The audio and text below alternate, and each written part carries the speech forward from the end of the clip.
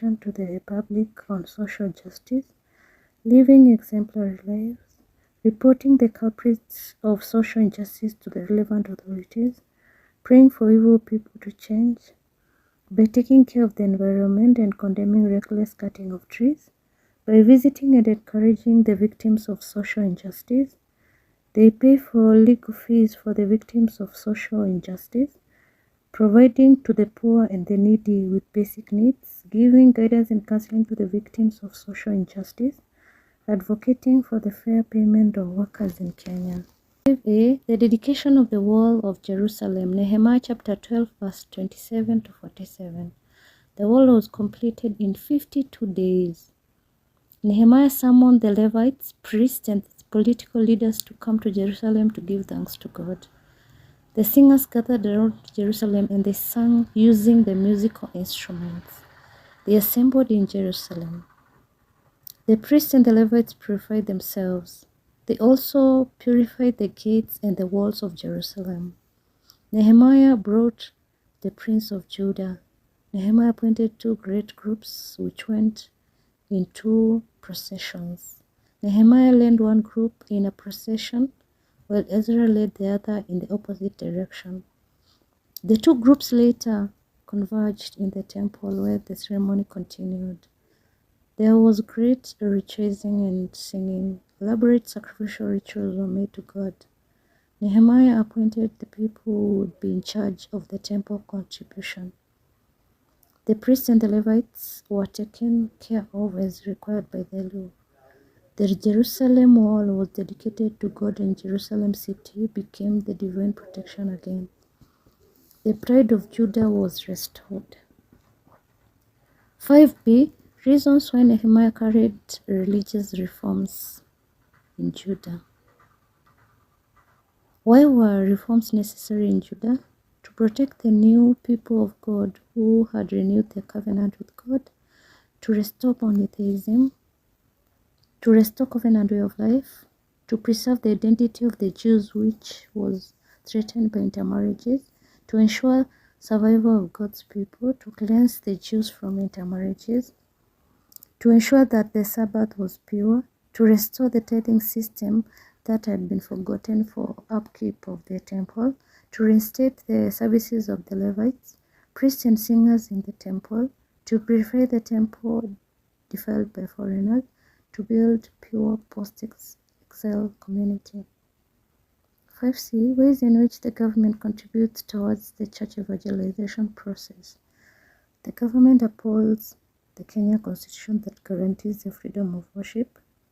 It maintains law and order for peaceful environment to preach. It provides infrastructure for easy access to all places by the church. Allow Christian religious education included in the curriculum. It trains and employs C.R.E. teachers, funds and participates in fundraising to build churches. It allows its institutions to be used as avenues for church functions, allows churches to be sponsors of education institutions. Government equips church-owned health facilities through public-private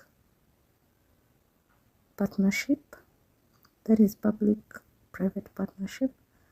The government allocates land for construction of churches, allows the mass media to popularize church activity. It allows preachers from the countries to come and preach in Kenya. 6a. Roles of elders in traditional African societies. They were in charge of families, villages, and clans.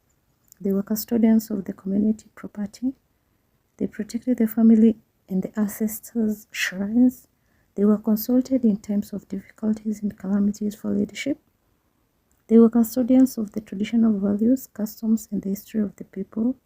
They stipulated rules and regulations to be followed in all ceremonies. They assisted priests in preparing and performing rituals. They negotiated for peace in times of war with other communities. They set dates for various rituals and ceremonies.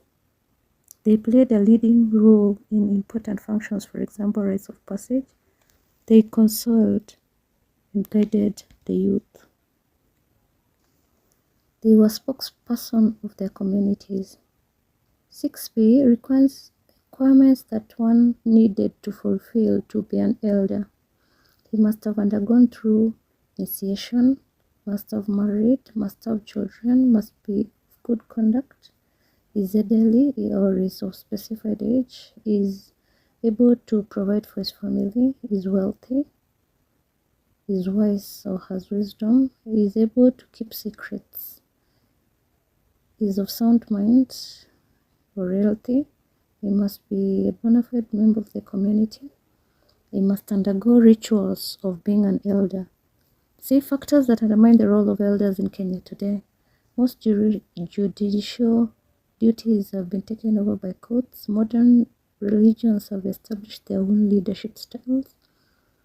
Western education, where the land no longer values elders. Urbanization or rural migration has made people move away from their communities. Western culture has promoted foreign influence. Intermarriages has weakened the value of elders. The laws are made by elected leaders. Constitutional law is supreme. Influence of science and technology where people rely on it for information. Wealth is taken as a symbol of status regardless of any age. Moral decadence or permissiveness in the society. Did you understand? Kindly let me know in the comment section below. Also, let me know what video you can look at tomorrow. Thanks a lot for subscribing and listening to me. God bless you.